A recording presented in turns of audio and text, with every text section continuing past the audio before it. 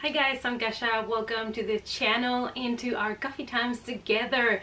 And today I'm sitting down here to tell you about all the things that I watched in the month of November. It's coffee time! So after October being a month full of horror movies, November has not been that successful when it comes to horror, even though there's a couple of movies there. And it's definitely going direction Christmas movies, so I'm sorry if you're not into that kind of stuff. Normally, I'm also not into these kind of cheesy movies, but when Christmas comes around, I am a bitch for those movies. I don't know how else I could describe that.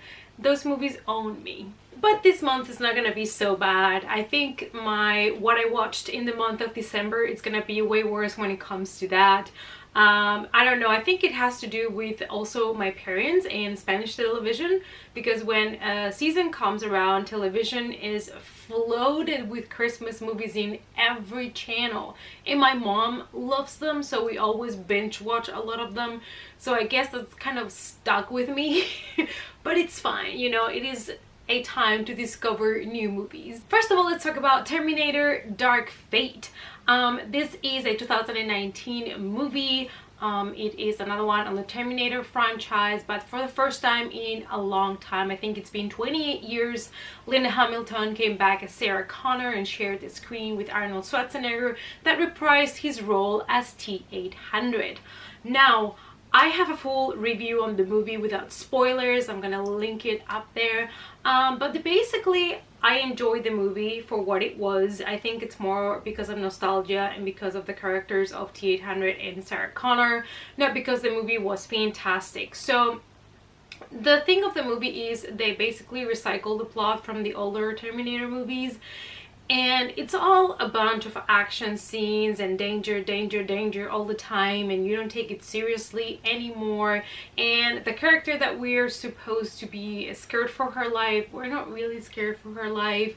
We don't even get to develop such a relationship with her that we're actually scared that something might happen to her. And you know, it was okay, but it was more kind of like a action movie, and that kind of made me sad in a way as well. But I think that they did a great job with the character of played by Mackenzie Davis. She's a great actress and I really enjoyed her in the movie. Next we have Ready or Not, another 2019 movie, and this is a horror comedy, and it is fantastic. I absolutely love it. I want to buy it, I want to own it, I want to rewatch it. And it is a great example of how to make a good horror movie with humor that is only used in times where it actually could be used, you know, to break a little bit of tension, and it works. And it's not just like dumb or not funny, like it just works. Every joke landed so well in this movie and I appreciated that. I had a really good time. I also have a spoiler free of this movie. I'm gonna leave the link as well there for you guys. So basically we are following the story of a character played by Samara Weaving that, you know, has been seen in other horror comedies like The Babysitter on Netflix, and she did an amazing job. She plays this woman that is so happy she's gonna marry, you know, her boyfriend, and she's a little bit scared of joining the family because they are this rich family that have made, you know, all their wealth, all their money from games. And they tell her after they marry that on the night of, you know, of the wedding, it is tradition that the bride, that the new wife, in order to be welcome to the family, she needs to draw a card and play a game with them. And obviously she takes the only card that she should not have picked, because that is a game of hide and seek. Not like in a traditional way, but it's a game in which she hides and the rest of the family hunts her down to actually kill her. So when I saw the trailer, I knew I was interested in the movie because I love this kind of plots, but I did not expect to love this movie as much as I did. Next we have Vampire Diaries Season 5. Now, you might not expect me to like the Vampire Diaries, and neither did I. But one time I was really sick and I was laying on my couch and unable to move, and I decided to watch something that if I would be like passing out all the time because I was sick, I will be okay with it. And I decided just to give this series a go because it was on Netflix. And actually I ended up liking it more than I thought. I thought at the beginning it was going to be only a love story, but there is so much more to it. There is a lot of like history and vampires and lore that they develop, and there is the originals, which are like the original vampires, and there is a whole story behind that as well. And then there are also witches and werewolves, so it started to get better and better for me. And once you get to know all the characters, all the relationships start to kind of intertwine, and all the characters and stuff. So I ended up enjoying it more than I thought, and I didn't think like the love story was so in your face and so cheesy that, you know, I couldn't stand it. So I ended up enjoying it and continued watching it. But the reason why I just watched season 5 is because I was hearing an interview with Nina Dobrev the other day, and she mentioned that probably Vampire Diaries is going to be taken out of Netflix because the company that owns it, it's going to start their own streaming service. Probably another one, I don't know. So I don't know if it's true or not, but I don't feel like buying the whole series. So I decided to try to binge watch the rest that I have left before Netflix takes it away. So that's the reason why I catched up with season 5. Then I watched Thor Ragnarok from 2017 because I saw it was on Netflix and I was feeling like a superhero movie time. And basically Thor, I believe it's 2 years after the Battle of Sokovia that he's captured and he's used as a slave to fight in this battlefield against other creatures, and he realized that they have the Hulk. But so much more happens in this movie, and it was so funny, and it is so colorful and so nice. I really like this movie. Then we have Brightburn, a 2019 American horror superhero movie, and I was a little bit scared to watch this movie because I had heard mixed reviews about it, and I had hyped up this movie so much in my head that I was scared I was not gonna love it, but I loved it. This movie, first of all, it's gorier than I expected, and I appreciated that. There is a scene there with a car accident. Loved it so much. And basically we're following the story of this family that is unable to conceive a child, and they have been trying for a long time. And then one night something comes, you know, from the space, and it lands kind of like, you know, Goku or like Superman, and they just find the baby and decide to keep it. And they realize when the boy is getting older that he might have some powers, he might be a little bit evil, and they don't know what to do with that. So I love that this is kind of like an exploration of a superhero that it's kind of a villain in a way. You know, I just loved the fresh approach of this movie. The acting was fantastic. It was gruesome, and I really loved it. Then I watched Tall Girl from 2019, and this is a Netflix exclusive. And the reason why I watch this is because I like to read books or watch movies that are bringing new representation. In this case, we have the issue of what if you're a girl and you are way too tall, and how, you know, society and boys and mean girls react to that, and how she deals with all of this bullying and how insecure she feels. So I wanted to give it a try. It was okay, but it was definitely not one of my favorite kind of romantic comedies. I just felt like, I don't know, it was not what I expected. Then I watched The Night Before Christmas, and this is what I've warned you about. So this stars Vanessa Hudgens, that already did a Christmas movie with Netflix last year, so she repeats. And this one, wasn't there a movie called Kate and Leopold that kind of was like this? So it's basically this guy from the, I think, 1300s or 1400s, and one day in the woods he meets this kind of witch, and she transports him into the current times. And so he doesn't know how anything works, and cars and everything kind of take him by surprise. And he meets the character played by Vanessa Hudgens, and she takes him in home and tries to help him. And obviously, you know, it's fun and cute and cheesy and romantic and all of that. And I actually did enjoy this one. I thought it was cute. But yeah, it's just a one-time watch thing, but it was a Christmas movie, and I do like Vanessa Hudgens. So yeah, from the Christmas movies that Netflix has right now, I really like this one. Then one day we were home and we wanted to watch a couple of comedies, and we made bad decisions that day. These were not my choices, so I'm gonna justify it like that. So we picked Grown Ups 2.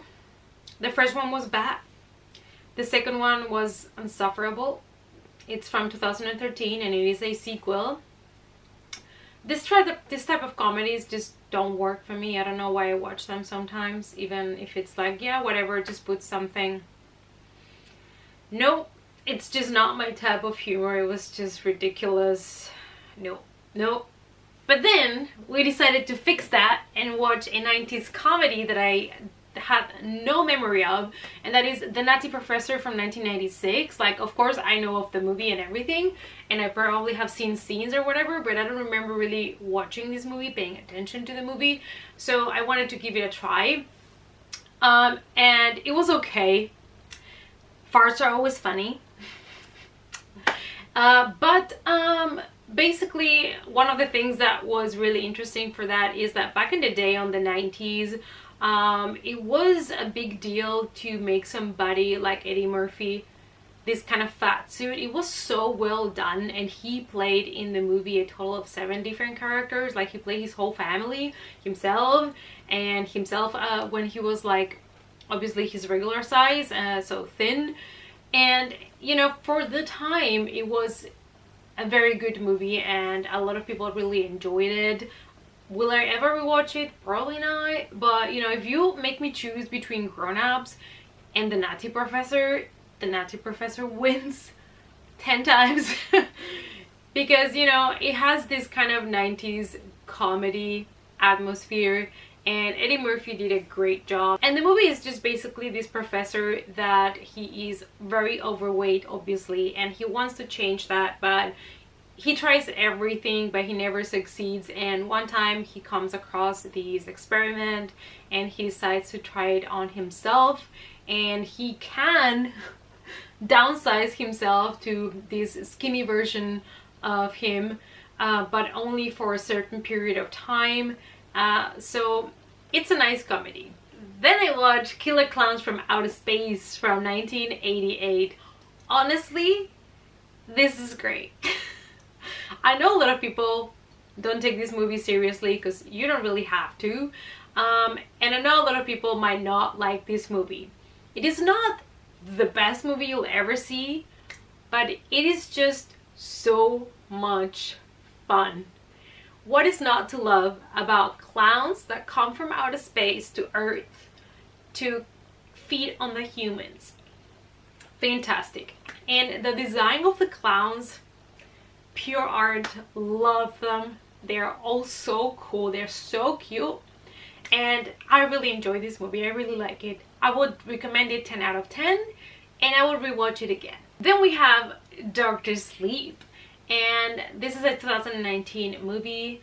It is based on the novel from 2013 by Stephen King, and the novel was a sequel to The Shining from 1977. This movie serves both as an adaptation of the novel Dr. Sleep, as well as a direct sequel to Kubrick's adaptation of The Shining. So if you watch this movie, you will see things from both the book and Kubrick's movie. So for me, I reread the book before going into the movie, and there were some things that they changed because of Kubrick's movie that I was not so pleased about, but I really did enjoy it. We're basically following the story of Danny Torrance after the events of The Shining, and we are now in 2012, and his life is a mess. He became an alcoholic like his dad, and he's trying to, you know, pull his life back together, and he hears a voice, and it's this girl that also has the shining and needs his help. And so he decides that he is going to help her. On the other side, we're following the story of this group of creepy people that feed on children that have the shining. And what I loved about the movie is that they gave us the perspective of both the Danny and Albert that have the shining, but also the villains of the story, like they did in the book as well. I do have a spoiler-free review for you guys if you want to check it out. I'm gonna link it up there as well. And basically what I loved about this movie is that it is a slow-paced movie, but you are totally immersed in the story. You are really enjoying that character development, and even though it is not really horror, it's more kind of like a psychological thing, and I really loved it. Then I watched one of my favorite things on Netflix, and that is The Toys That Made Us Season 3. This time we got Power Rangers, we got the Wrestlers, we got My Little Pony, and we got the Teenage Mutant Ninja Turtles. The Teenage Mutant Ninja Turtles was my favorite one because I just love to hear the story of, how they were created, and to hear both perspectives from the two guys that created the Ninja Turtles. It was just so emotional. I really loved it. When I was a kid, I used to play with my cousins Teenage Mutant Ninja Turtles action figures and we used to watch it together. And I remember when the first movie came out and we were so excited, and they will always have a special place in my heart. I have not watched the remake. Just no. And I really also love the Power Rangers one because it was like a lot of madness. A lot of madness and designs going on. And the Wrestlers, it's not something I'm ever really been extremely interested in or collect any of those figures, but also My Little Pony is something that I've had as a kid and I still collect. I like to collect ponies from the 80s. So I'm trying to, to always look for ponies from the 80s era, from the first generations. I don't like the new ones. But yeah, I really enjoyed this and I'm so glad that they do this series. I hope that we get more and more. Next I watched Will and Grace The Revival Season 1. Reason being, I just found the first season on my regular DVD store for cheap, and I was a huge fan of the first 8 seasons. This serves as the 9th season, and it's like a really nice comedy, and it was one of the first big comedies that had queer characters. And it's one of those series that whenever I was in a down day, I had a bad day, I would put it on and I would laugh. So I always have a soft spot for these characters, so I just wanted to revisit them. I did think the revival did a good job. It's still funny, and the characters are still true to themselves. But obviously it's not 100% the same. Then I watched Good Girl Season 2 on Netflix, and this is kind of like a drama crime series. It reminds me a little bit to Breaking Bad, but with women. Is basically 3 women that they all have different problems and need money, so they decide to rob a supermarket together, and from there it just goes bananas, bonkers. And I really loved the first season. The second one, it started pretty strong, but I was not so pleased about the last half of the second season. So the season 3 is coming in February 2020, so I think the 16th of February 2020, and I'm still gonna give it a try, but I hope it doesn't disappoint. And the last thing that I watched is American Horror Story Apocalypse, which is season 8. That was also just released on Netflix here on the 15th of November, so I had to watch it. And I really love this season. In this season, we're following basically a lot of the characters from the previous seasons, which is something that I adored, especially from Murder House and Coven. So many characters. And I was so excited. It's basically what the title says. It is a series about the apocalypse, and it was great. So this is everything that I watched in the month of November, and please forgive me because I am very tired today and I don't know if I made much sense half of the video. But this is everything that I watched. Let me know down below. Have you seen these things? Do you like these movies, these series? Do you also watch them? Let me know in the comments down below. If you're new here, please remember to subscribe and also hit the notification bell. I also have Twitter, Instagram, and Facebook. The links to those are in the description box down below. Thanks so much for watching, you guys, and I hope to see you all in the next coffee time. Bye!